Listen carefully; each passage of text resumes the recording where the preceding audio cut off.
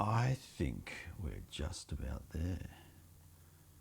Just going to do that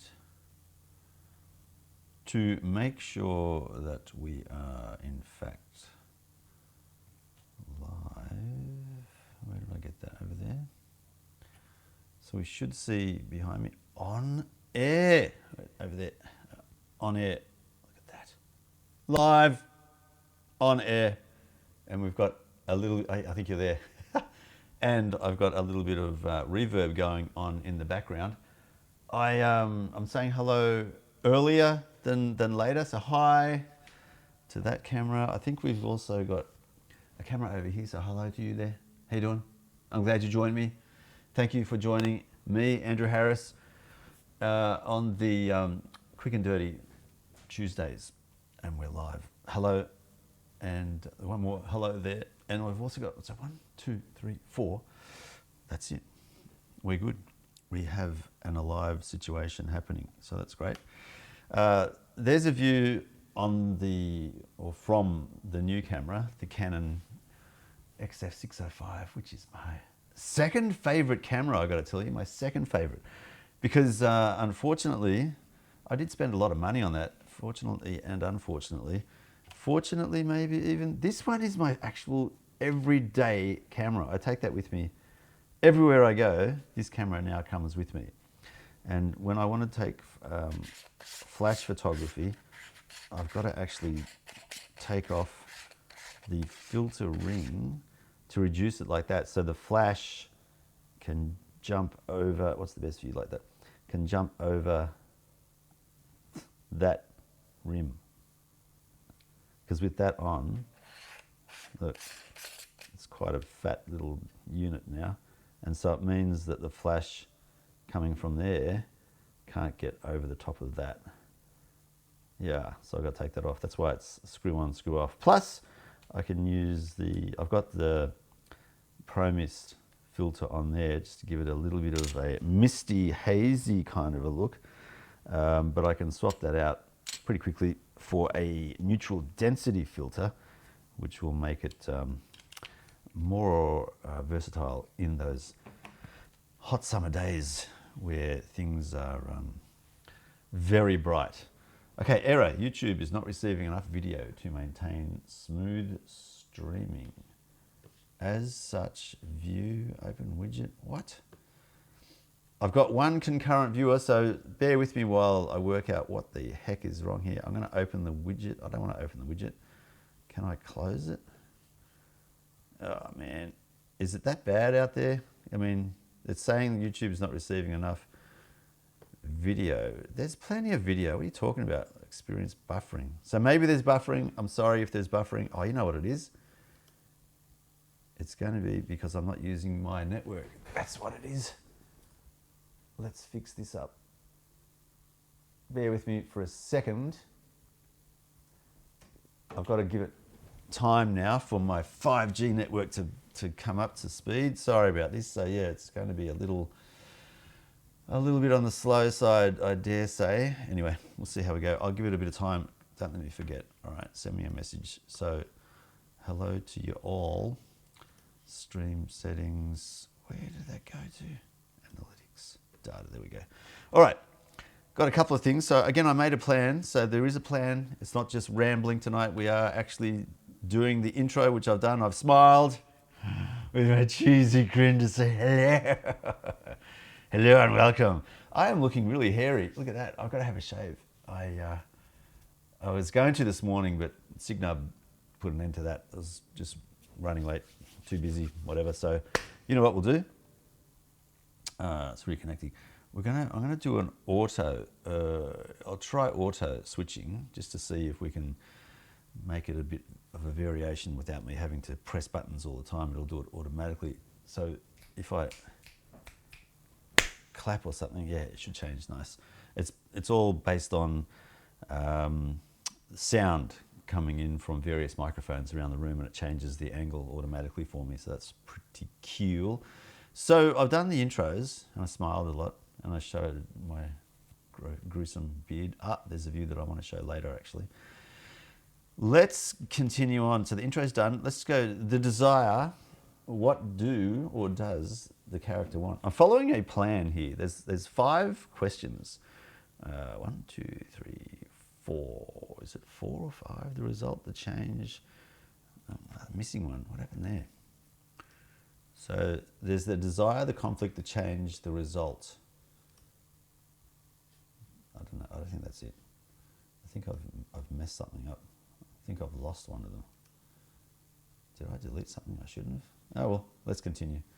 All right. So one of the first questions about having an interesting story is to work out what the desire is. So my desire.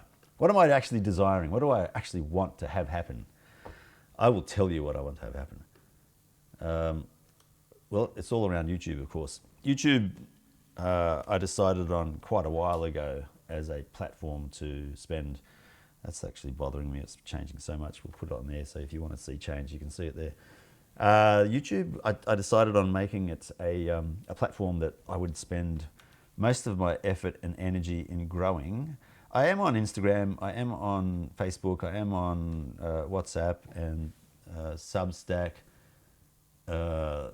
Twitter, LinkedIn, God, all of the stuff that is online. I'm in all of them, but I spend most of my time in Messenger because I chat with my brother. I have a pretty good relationship with my brother, and so I chat with Dave often, and we flick between Messenger, Instagram, TikTok, and a bit of WhatsApp as well. So it's a complicated story. Anyway, so YouTube is what I'm focusing on. That's what my focus is for these streams, and to get to build an audience with you, my loyal viewer. Can you hear the reverb in the background, by the way, when I shout? So with you, watching, I want to actually build a community. I actually have an ability to do that in real life with real people. I actually set up a breakfast where guys were invited by me. I actually cooked them breakfast, bacon and eggs.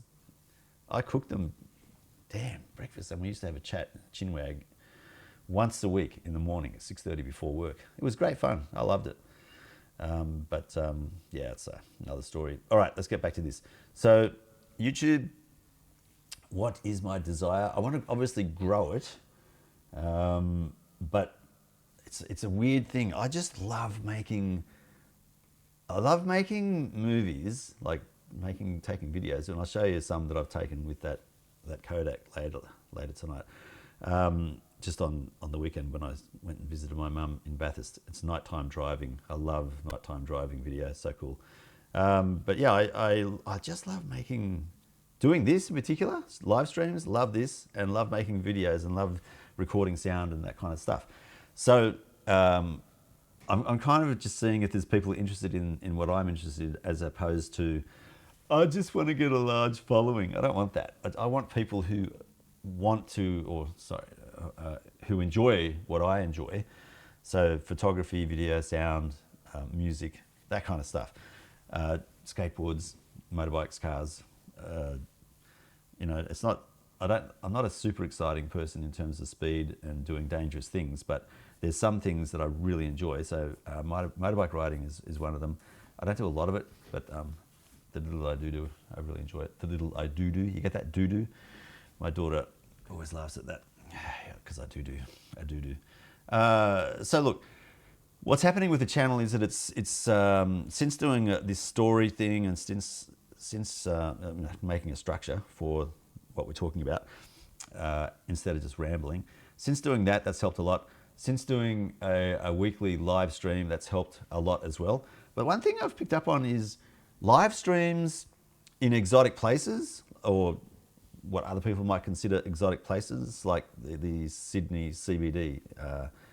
Sydney is, it's really weird to say it. Like, I think it's an international city, but it's not at the same time, because it doesn't stay open 24/7. It's a city. It's like a suburban city on steroids, because there's 5.5 million people in Sydney. So it's a pretty big city. It's about the same. It's just shy of New York City size population. So New York City is spread over a vast area, and it's got lots and lots of like sub-islands and suburbs, and it's got a lot of history and a lot of culture, and funny things like accents. There's a Brooklyn accent, there's a Manhattan accent, there's a upper, what do they call it? The oh God, is it uptown? Yeah, uptown and downtown. There's different aspects to New York City. Sydney has got a little bit of that in terms of if you go to say Guildford, you're going to get into the Middle Eastern territory. Sorry to what's the word, racially profile Sydney like this, but this is what I see. Liverpool, further southwest of Sydney, near kind of where I am, it's kind of multicultural like that as well. Then if you go to Strathfield, it's more Asian, or Chatswood, it's more Chinese, or St. Ives, or it's kind of Chinese population there. There's Mossman is just really Anglo-Saxon white. And if you go to the eastern suburbs, you're talking Jewish kind of people who predominantly live there. So I'm not trying to be racist, I'm just saying this is what I see it as. And here where I am in Camden is very white as well, like Caucasian. So it's not as apparent. The accent in Sydney, so you might get a slight poshy accent in North Sydney, and then you might get a more bogan accent out where I am, especially in Campbelltown. And then you'll get there's this really interesting accent with Middle Eastern people in particular. It's this it's like a crossover bogan. Sorry guys, bogan. What is the other word? Like a Greek Italian. I don't know. I'm rambling, I guess, but it's just it's not as apparent as New York City, but there are different flavors of Australian accents throughout Sydney. That's fine. I'm going to leave it at that.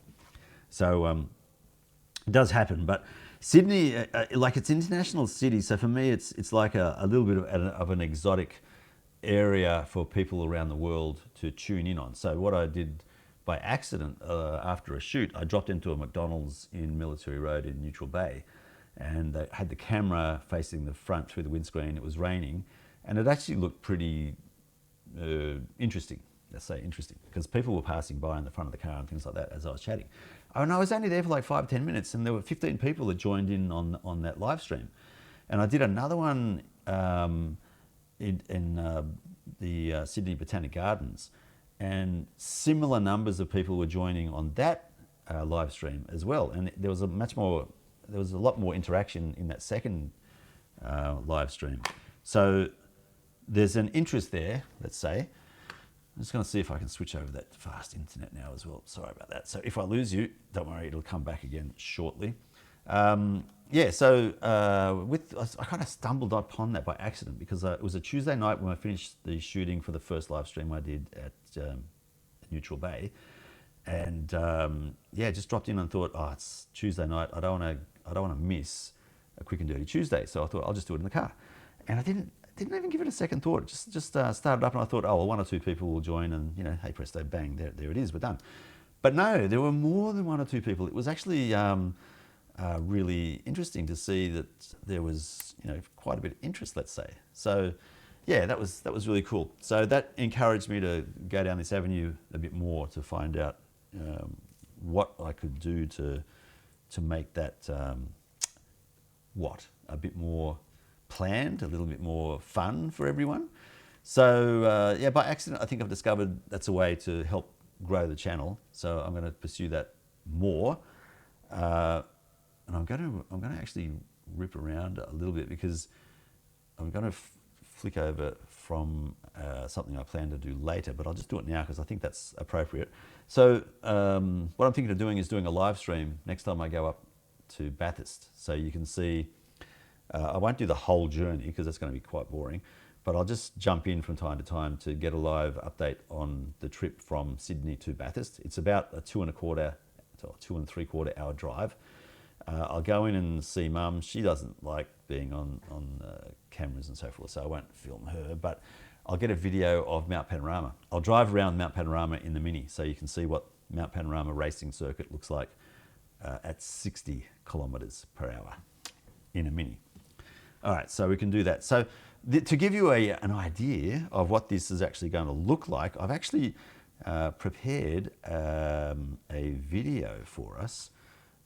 It's actually a group of videos that I took from the Mini on the way up and on the way back again from Bathurst. Now, I'm not going to bore you with all of them because some of them are quite long, but just get a load of the quality first of all. This is done. That video you're seeing right now. That's done on the Kodak, the little Kodak WPZ2. Like that's not bad. That's this camera. Look at it, $350, 1080p, and I'm getting, like, I'm really happy with the way that, I hope you can see it, the way that came out. I just love the look of it. Anyway, so that's an example of what the camera can do. And here's, what is this one? Let's have a look. Oh, that's from the lounge room, forget that. Is this us going? I think it might be. What we'll do, let's pause that, get a little bit of the sound happening here. So I think we've got sound on this. Anything today is somewhat windier, but well, we have got rain clouds forming now. God, it was actually a blue sky literally 2 minutes ago. Okay, looks like we're heading into more rain. Alrighty, let's make tracks. Let's go. So that was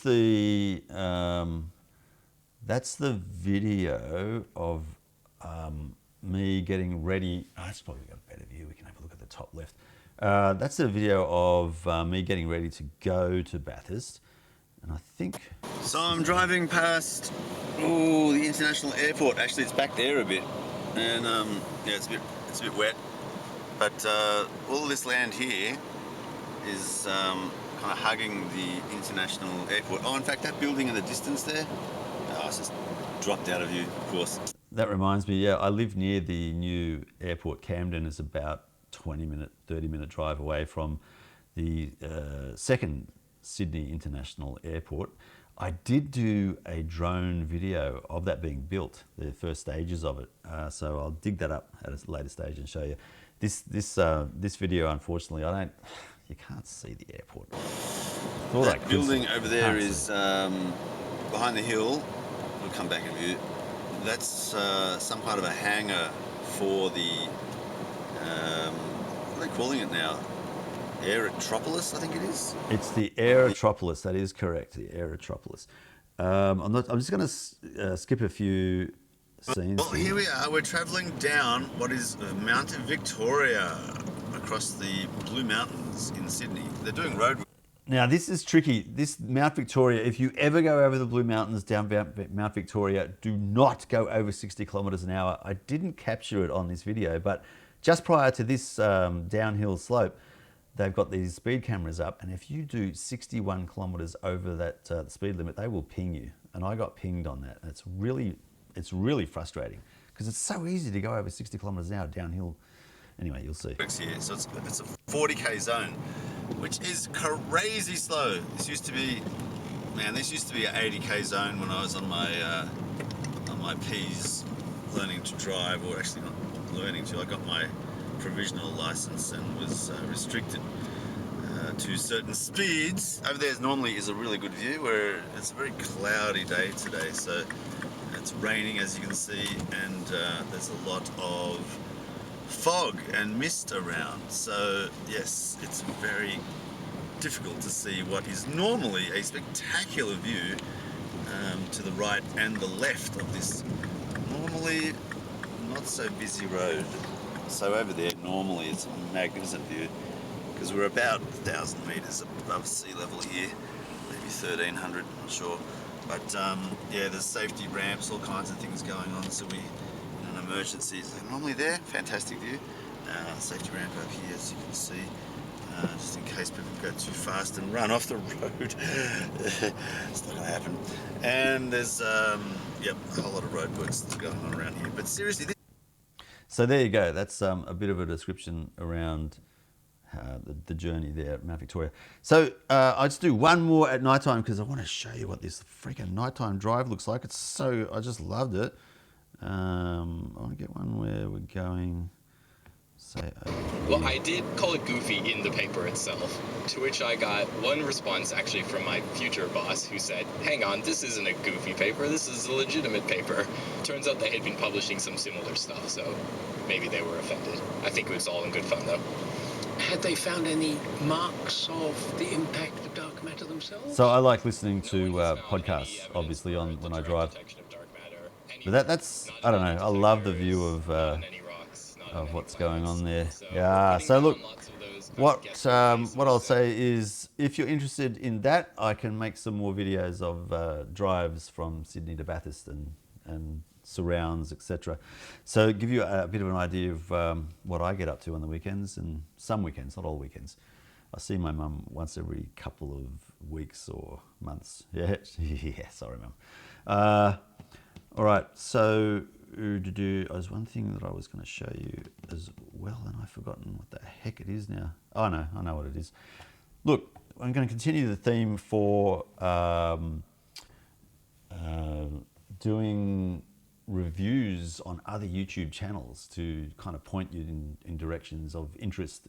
Because if you're following or joining my community, then you're going to be liking, I think, what I like, which is cameras, productivity to a degree, but you know, new ways of thinking is probably more accurate. A new way of thinking about life to make it super enjoyable, not to become fixated with becoming efficient and like wealthy and stuff like that. I think I'm moving away from that kind of an idea of finding happiness in that space. I think it's more, happiness is more just being content with what you've got. Yeah, I have aspirations to get more things and do more in my life, but it's not as much of a driver anymore. I think the driver now for me is just to relax in who I am and understand that helping others is where real contentment and real joy comes from, and that's what I'm trying to focus on more and more. So there's this person here, according to Nicole, she's on a similar wavelength, I think. The difference is that she's actually spent 10 years, I think she was saying, running her own businesses, side hustles and things like that, to the point where she didn't think she'd be able to make a living out of doing side hustles, but she's now living a lot better than she was when she started out working as an employee for, you know, large organizations or businesses. And she's managed to get herself a house, get herself a car. She sounds pretty savvy with saving money. And so she's been just like talking about how to live a good life and to be able to sustain your life, not to become super wealthy, but just to be able to live contentedly and happily, and methods of living within your means. And she just seems like a real down-to-earth, cool person. So I've started following her and listening to what she's been doing in her life. Yeah, just intrigued to see how she's made YouTube work for her, and not just YouTube. So she's talking about teaching people how to play guitar.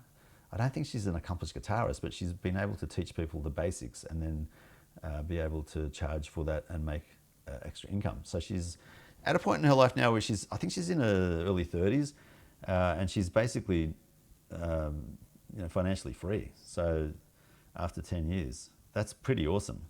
So I want to try and do something similar to that. That's why I'm going to be alluding to this later. That's why Signub is just going to be there in the background as a part-time casual kind of a job, not a full-time aspiration, career ladder kind of growth things. It's more like this will get me through so I can concentrate on making movies, doing sound, making music. That's where my passion kind of lies. Anyway, according to Nicole, that's her name, Nicole, she's really interesting to listen to, so I would recommend her channel. Pardon me. This guy, Luke Forsyth, I've been watching him for a while. I think I started watching him when he was like at 6,000 subscribers. He's up at 150,000 subscribers now, and he's a documentary filmmaker. And he's got a lot of advice. He's got a really dry sense of humor, and it's quite a dull kind of a presentation, I've got to tell you. But his message is full of really valuable information, because he's done this all firsthand, and he's basically sharing his knowledge with anyone who wants to become a filmmaker, and especially on how to tell a story visually. So very interesting guy to follow. I think he's Canadian, and he travels around the world making videos, so documentary videos, and so really good guy to listen to and get advice from on how to do that. That's why I follow him, because I want to tell a story visually, and just really looking for advice, I guess, on how to do that better. So yeah, really good, two good YouTube channel referrals there, I believe. All right, let's get into the what's happening with all the stuff I'm interested in. So what's happening with Behind the Scenes Video Guy? So I recently finished some behind the scenes work, and I've got a copy of the video that I took for the client. It's non-paid work. So yeah, this video work I'm doing is not making me any money, but it's getting me lots of experience. So I'm enjoying it. I just have a blast. I've got to tell you, every time I go and take the camera and do video work with others, we just stuff around and have fun and make jokes and all kinds of things. It's just so much fun. Just love it. And then to be able to capture it and play it back, it's like you're making a memory and then being able to relive the memory whenever you want, knowing that you've got all the footage there. And I just love it. Absolutely love it. So I did that for the last 2 Sundays. So last Sunday was the finishing shoot for that. It's the I think it's called The Cowboys, and it's a 2 cowboys that have a fight in a pub. So really good fun. So I was videoing the people making the movie, and they were interviewing either themselves or makeup artists, actors, giving us progress on how the night's going and things like that. Just really cool. Right, so that's what I'm going to be doing a lot of work in developing. So trying to get a niche in the behind the scenes video work. I've got to charge for it because I want to make it sustainable. So that's going to be a real challenge, because I think a lot of these people who are making movies, the people I'm working with currently, are making movies on very tight budgets, if any budget at all. So they're calling out to friends and family to provide all kinds of things: food, actors, sets, props, locations, cameras, equipment. They have virtually no money to spare. So I've got the wrong clientele base, but I know that this is where all the fun is. As soon as we start talking about serious money, the fun it evaporates. It just becomes another job, and I don't want another job. I want to try and keep this as a fun activity. So I've got to make up my mind. Do I want to make this a job that I get money from to live off? Or do I want to make it just fun? Or is there a way to make this fun and make it sustainably affordable? And I'm hoping that I can find that ingredient. And there's a couple of guys that I've been following again on YouTube. This guy, I've got to recommend this guy just on the fly here, but if you look up Chris Doe from the future, I think he's the closest that I've seen who's been able to work out a way to get a sustainable business working where you can charge real money and enjoy what you're doing. He's the closest. Like, what's his name? Gary Vanderchuck. He's too much of the hustle for me. Like, he doesn't appear to be someone who's genuinely content in his life, in my opinion.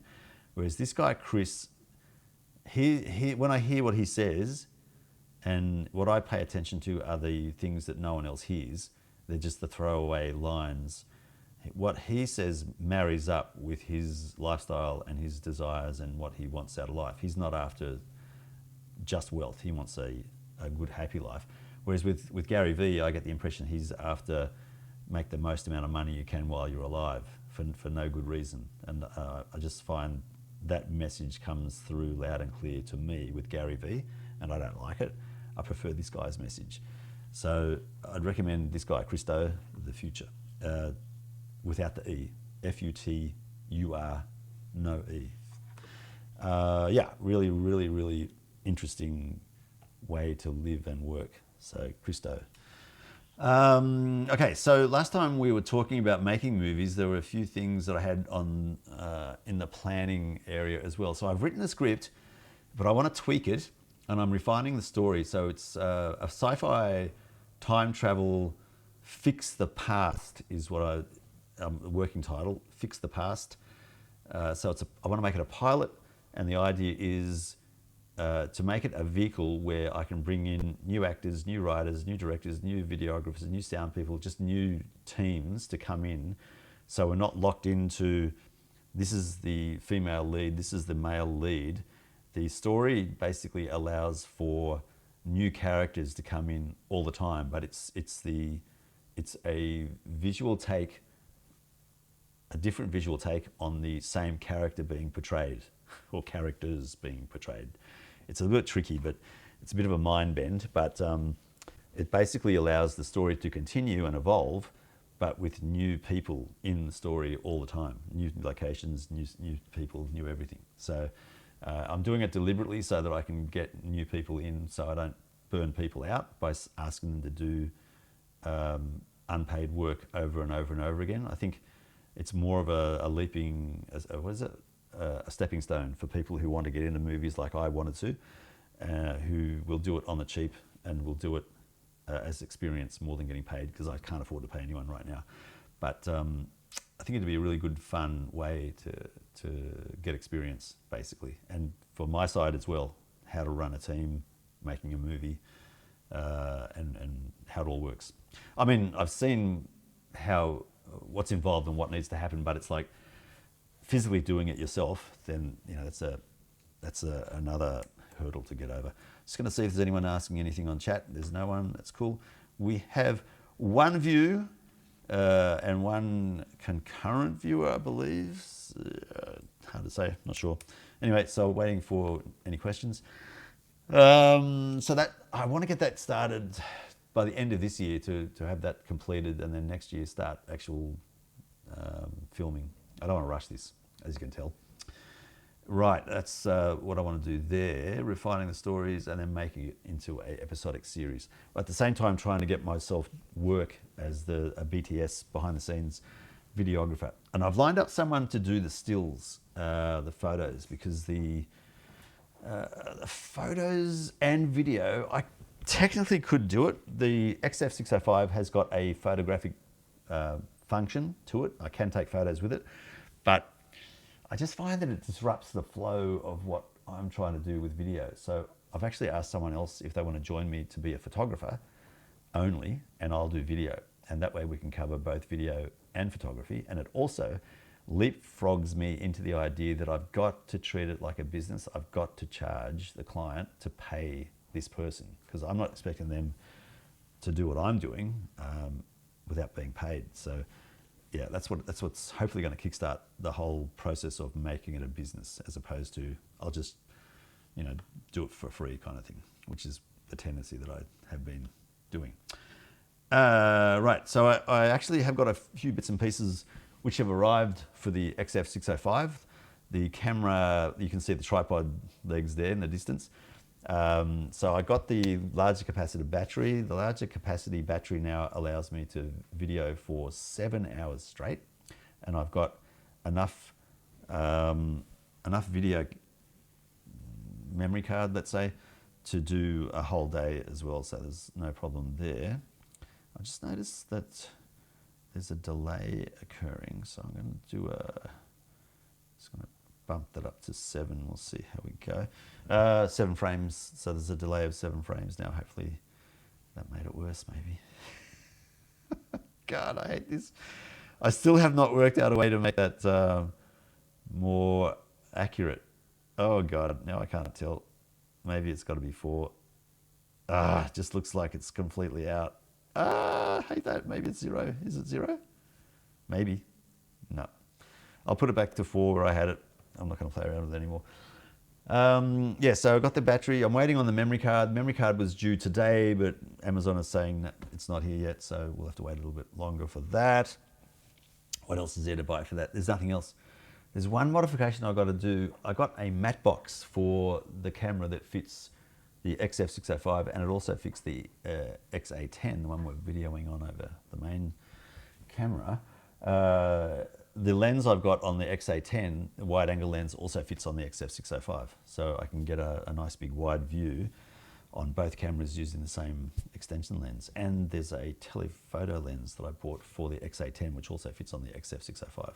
So Canon, for once, there's a company that has basically made their adapters work across camera ranges. This is very unusual, and Canon, I'm really pleased that you did that. Now I don't have to buy more lenses. I can just use the same lens across 2 different cameras. That's great. I'm very happy with that. Okay, so they're all that's it. I've got the tripod, I've got the matte box, I've got the battery, I've got the memory cards. I don't need to spend I've got the microphones. I don't need to spend any more money on anything now for video work. We're done. The only thing left maybe is lighting, but I've got a light already. It's only 60 watts, so it depends on what kind of video work we need to do with something bigger than 60 watts. Might even just hire it from now on, because I don't use a lot of lights. I like using the natural sunlight. Natural sunlight. Okay, so that's what's happening in terms of the behind the scenes video guy. What's happening with the sound guy? So I fixed my broken boom pole. It took a little bit of effort there to desolder and then cut back the wire. Man, it took me 3 goes. I kept on snipping through the wire as opposed to taking off the plastic sheath over the top. Crazy, so very sensitive. So I figured out how to do that. I've soldered everything back again. I've put a new relief kind of a cable tie on the cable itself inside the fitting, so that when you pull on it, it's not going to rip everything apart again. It'll just make it difficult to rip it apart. So that's all working, tested, and it's actually on the boom pole that I fixed. I'm using that right now, so you can hear me through that. I've done I've done a video of the repairs, but I need to just edit that and upload it. If you're interested, yep, I'll put that up. And I've got more work lined up for the sound guy in September and in October already. The last job that I did was for Youth Actors Assembly in Leichhardt, and they paid me. I got paid. I got paid for 3 days' work. So that's my first foray into proper paid work for the sound guy, and they've asked me to come back. They were very happy with what I did, and I was very happy to work with them. So I said, yes, I'm coming back. So more work lined up for September, October with the sound guy. So that's really exciting. And I've still got my other episode of the Sound Guy podcast to upload as well. So I've got 6 episodes on the Sound Guy podcast so far, and I just need to get that next one going, which is the 7th. It will not be the last. I just need to get myself organized to record the audio. Okay, go do that. Music. So I'm gonna call myself the music guy next. So what are the music guy plans? So I've got everything I need. I just need to do it what I said last time, which is get some actual songs together. Dave is my brother, back in the country from Ireland, so we're going to meet up on Friday night. So I'll do a live stream Friday night of us practicing some songs, and that'll be the start of it, and we'll just keep on going from there. So I've got my Vailton GP5 with the Chinese menus, which I've deciphered. So man, I don't know why that's come down in price already. I should have just sent it back and bought the English one, but I didn't. So anyway, the Vailton GP5 is going to be used, and the XF605 to video. Well, I'm going to use this actually, so everything you see here is going to be used there Friday night. So that's what's happening for the music guy Friday night. I will probably go busking in mid to late spring because it's too cold right now, too wet and cold. I've got my busking license still valid, so I'll go busking as well. And then with that, I'm hoping that I can get YouTube, busking, Sound Guy, and BTS to start making a decent income, and then I can just do sig dub when I want to, kind of thing. So that could work. What's happening in IT? I've started looking again, but it's definitely not something I'm wanting to pursue for the rest of my life. I was going to either go down to chemistry or do something in electronics, and I chose electronics because I figured it's too far removed from where all the money is. Probably got that wrong now because, God, IT has changed so much. It's not one of the high-flying, highly paid professions that it used to be. You can still make money out of it, but it's not anything like what it used to be. But I still love it. Still a bit of a tech head at heart. So I'll probably, if I do anything at all in IT, it's going to be something which is absolutely a perfect fit for me. So it's going to be the right money, it's going to be the right kind of job, and it's going to be the right kind of attitude and people that I'm working with. I am not working with assholes anymore. Over that. So over it. The only thing is I'm concerned that because there's so few assholes where I'm working currently, I'm thinking maybe I am the asshole. Could be the fact. There's one person who will tell me whether this is true or not. Okay, right, that's what I'm going to do with IT. So I'll probably let it die, in all honesty, but I'll just keep it going. And what did I do recently? So that's what I showed you with the Kodak here. That's what I did most recently. I've been going to town with this thing. I got to tell you, I'm absolutely loving it. So when you look at this, for example, so I went out today and I took the dog for a walk, and I took these photos with that camera. I just love the look of this. It's just so awesome. I want to do a separate video on this this Kodak because what I'm finding is the restrictive nature of such a small device with no manual focus, no truly manual overriding settings. I can't change the what is it? The iris. I can change the aperture to a degree, but then it always something overrides it. So I can change the shutter speed. I can change the ISO. I can change the focal length with the zoom and wide, but I can't change the aperture properly and fix it, which is annoying. So that's why I use the neutral density filter on it to try and keep that light low so that it has to have a wide aperture to let the exposure set at the right setting. I can control the exposure values to a degree. Like it's got these limitations to it, which I love. So it makes me have to plan out what I'm going to shoot and how I'm going to achieve the shot that I want. So for example, a macro shot with a blurred background, I have to get up really close, and I can actually focus right up to the lens itself, which is awesome. Or if I wanted to get a landscape, then I've got to make sure that it's at a higher aperture value for a smaller hole size, aperture, smaller light kind of hole size. So in those ways, I've got to understand how the physics work and then manipulate the camera in such a way that it produces the image that I want. And I love that. Like all the other cameras I've got, I can do complete manual override or make it all automatic or anything in between.